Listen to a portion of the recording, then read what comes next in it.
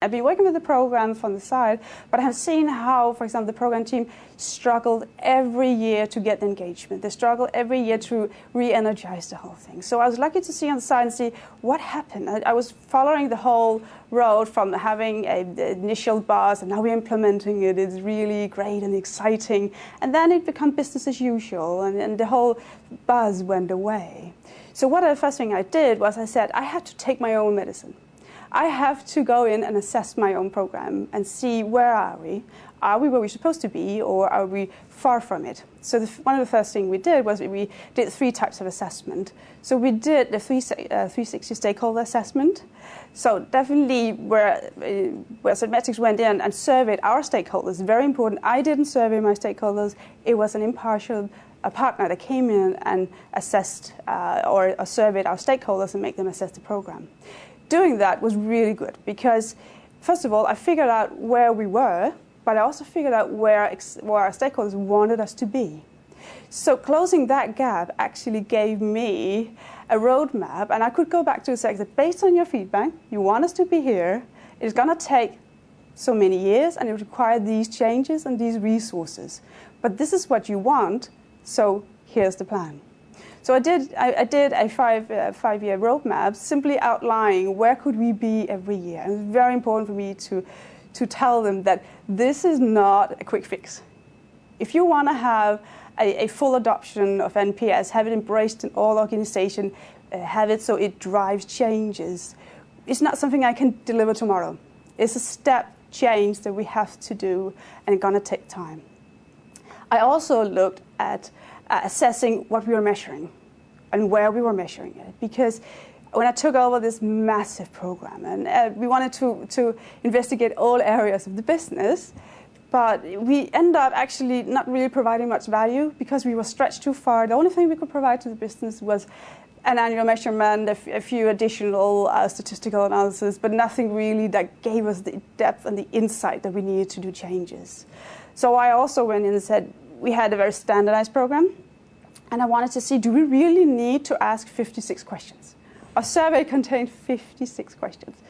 And I was thinking, we didn't need half of them. I started analyzing the data and looking at what drives experience, loyalty, and satisfaction. And then I found out only half of the drivers that we investigated had an influence on experience loyalty. So we could right away cut it in half.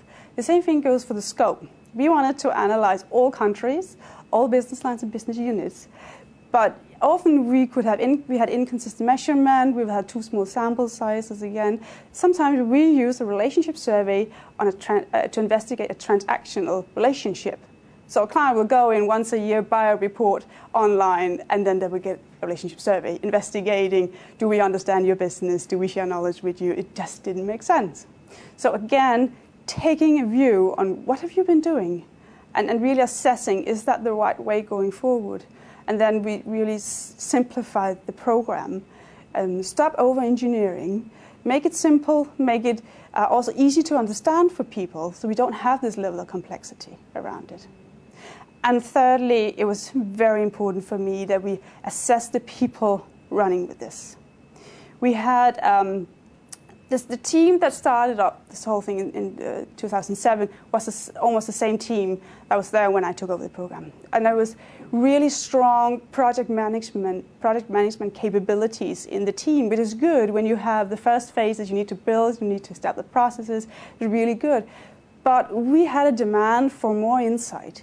Our stakeholders said, we don't give enough insight, we don't get enough insights from the survey, we don't get enough. So we had a special request for doing more root cause analysis. And I simply needed to add more skills to the team. So I needed to, first of all, get more analytical expertise. I also needed change agents, because these people that have been in the team for 4 years, they might be willing to change, but they were not seen by the organization as change agents.